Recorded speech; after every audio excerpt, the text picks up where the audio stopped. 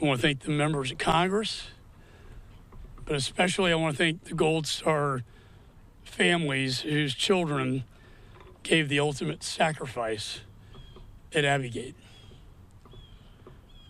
Our report came out today.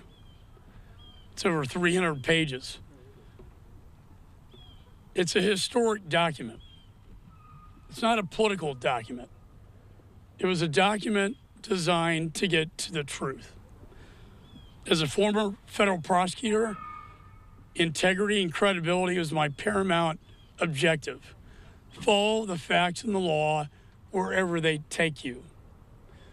Start with the witnesses and build yourself up to the higher levels. And what we found was significant. This was a catastrophic failure of epic proportions. Some say Saigon was the worst. I say this was, for many reasons. The fatal flaw, as we had the chairman of the Joint Chiefs of Staff, General Milley, CENTCOM Commander, General McKenzie, and General Miller on the ground, what was the problem in Kabul, in Afghanistan, at Bagram? Sir, there was no plan. State Department by law has the authority authorized by Congress to come up with a plan of evacuation known as the NEO. State Department wholly failed in that responsibility. Don't take my word for it. The fact is, the plan wasn't even initiated until the Taliban had overrun Kabul and were on their way to the embassy when Ambassador Wilson, charged with coming up with a plan and initiating it, fled to the airport, HKIA, leaving his employees behind, leaving the Afghan people who put their lives on the line behind. Thousands of classified documents, just like at Bagram, $7 billion of equipment in Bagram. He leaves his troops behind. What a coward. What happens after that? The Taliban is put in charge of the first checkpoint to check American citizens, Afghan partners and allies, and the women and children left behind. The Taliban is given the authority to say, no, you cannot go behind me. We have the testimonies of the beatings.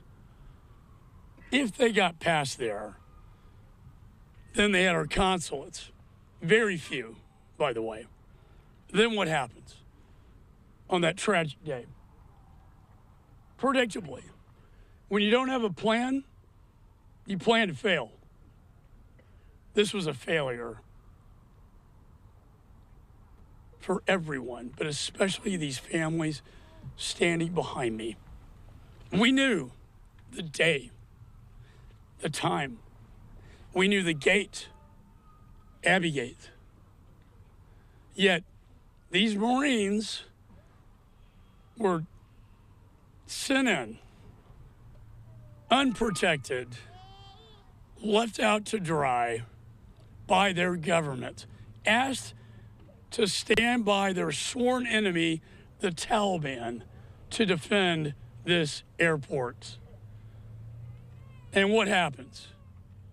Suicide bomber, guess where he comes from? Bagram prisons. Thousands of ISIS-K released.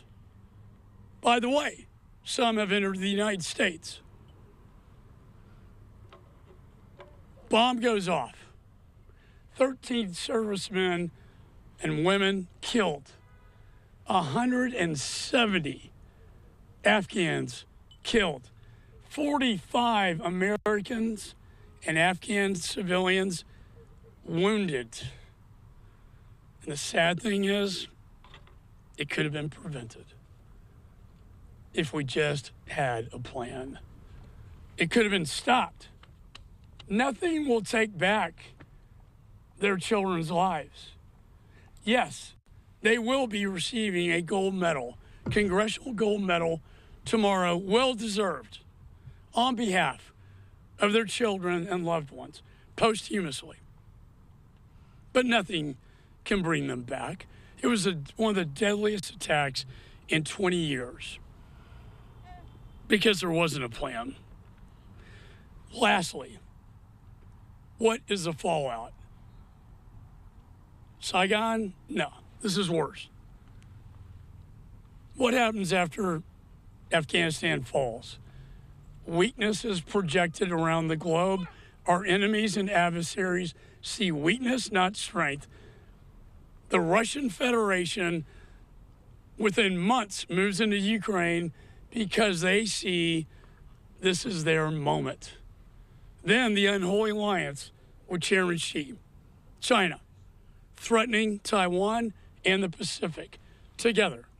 Then, in the Middle East, the Ayatollah raises his ugly head with his proxies, Hamas, Hezbollah, Houthi rebels, all as a result of Afghanistan. It all goes back to Afghanistan. Finally, where a failed foreign policy meets a broken border policy at our borders, 8 ISIS enter the country, now under detention by the FBI. I was a federal prosecutor, counterterrorism. There's also a ISIS ring of 400 people being smuggled into the United States. So it comes full circle back to the United States. I want to end with this. This is not political. It took me 2 years. The first year was wasted by the Democrats. They didn't do one thing. I started this. I had to submit subpoena after subpoena, motions of contempt to bring the channel descent cable channel of the employees at the embassy a cry for help so we could get their testimonies.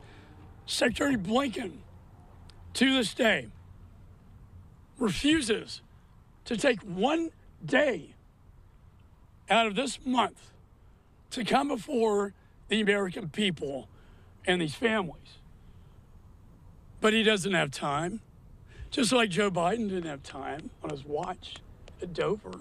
I don't have time for this. This is a disgrace.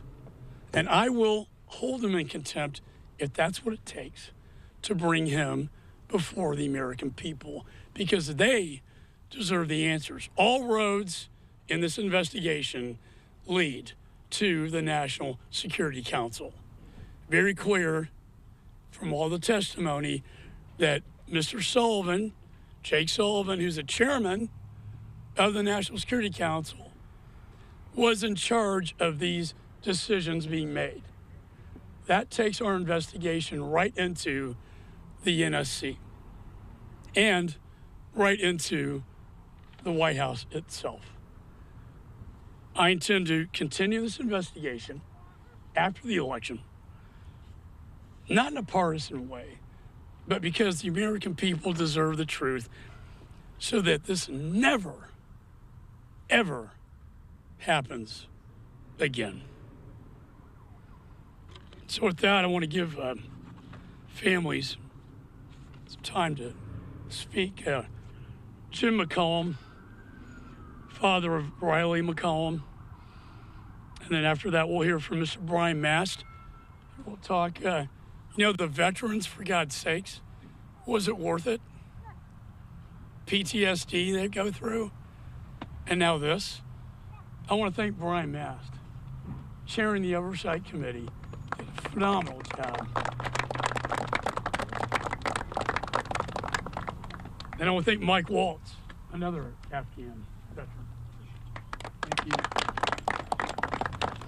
So with that, we'll hear from the families. Jim.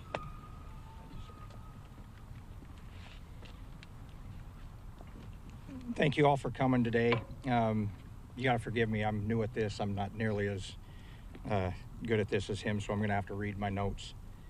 I'm here with my daughters, Royce, Cheyenne, my grandson, Cameron. I'd like to take a few minutes and definitely thank Chairman McCaul, the House Foreign Affairs Committee, Leslie Shedd, all those that worked on this committee to bring this report forward. I'd also like to acknowledge and appreciate Marlon Bateman for he's helped us navigate this process. We're all new at this. We don't know what we're doing. We've been thrust into a position that none of us wanted to be in, and Marlon has been a rock for us to help us get through this process. This report is really important to me and my daughters for the following reasons. 3 years ago tomorrow, September 10th, was the last trip my son Riley took home to Wyoming.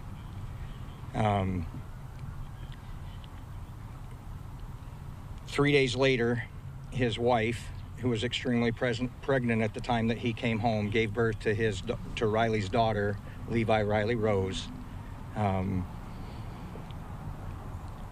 We have a father who is never going to know his daughter, a daughter who will never know her father, a wife who lost her husband, and a family that is never going to be allowed to grow and be that family unit together. The ramifications of what happened on 8/26/2021, it's not just a ripple effect, it is a tidal wave of the travesty that came from that moment. September 11th was more than just the beginning of a 20-year war or a conflict in Afghanistan. August 26th of 2021, the culmination of that 20-year-long conflict ended in the loss of 13 lives. It didn't have to happen. It didn't have to be that way. It was preventable. This report lays out a fairly detailed chronological order of what took place, when it took place, and the ramifications of what those decisions were.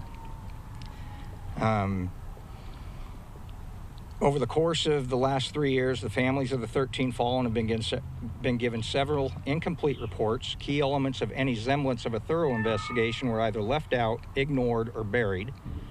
In April of 2024, we were given another report concerning the events that led up to the suicide blast at Abbey Gate that promised to be an absolute, complete, and accurate report. Yet a week later, CNN shared a video that we were told did not exist. Repeatedly, we were told there was nothing else. There's no more information. There are no more videos. There is no more drone footage.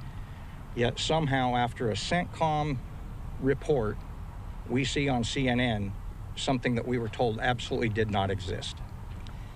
You can imagine how hurt and disappointed my girls and I were to learn that we were misled once again, that Riley's life, Riley's service, and Riley's death weren't worthy of following the facts and the evidence as they were laid out and as they were true to be. This report provided confirmation of things I knew, shed light on things I suspected, and pointedly detailed things that I was not aware of in regards to the missteps, the failed leadership, and the decisions that ultimately led to the collapse of Afghanistan, the Taliban takeover, and the preventable murder of our 13 heroes. Please don't forget our 45 wounded and the countless Afghanis that lost their lives in that blast. The truth no longer resides in Washington, D.C. or in current politics. The media no longer seeks the truth without political motivation. Character or conviction are absent. Rather than step forward and provide the truth, regardless of consequences, our military personnel, elected and appointed officials hide behind committee protections, department protections, and often downright refuse to be interviewed. America deserves better, and our 13 definitely deserve better. April 14th, 2021 was the date the Biden-Harris administration put into motion a series of decisions and events that ultimately led to the death of my son and his 12 brothers and sisters. I urge every American to read this report. It shouldn't be one-sided, pitted against the other with heels dug in deep, unwilling to accept or acknowledge the findings. Every American should want, expect, and demand the truth as to what happened in Afghanistan at Abbey Gate. Please ask yourself, has the media and the current administration been honest with you about the events leading up to 8/26/2021? Again, thank you, Chairman McCaul, the House Foreign Affairs Committee, for the work that you've done and continue to do. I hope you will continue to ask the hard questions and follow the facts wherever they lead. And with that, I'll move on. Next, you're going to hear from my newfound friend and one of my heroes, honestly, long before I ever met you, from Florida. Please welcome Brian Mast. All right.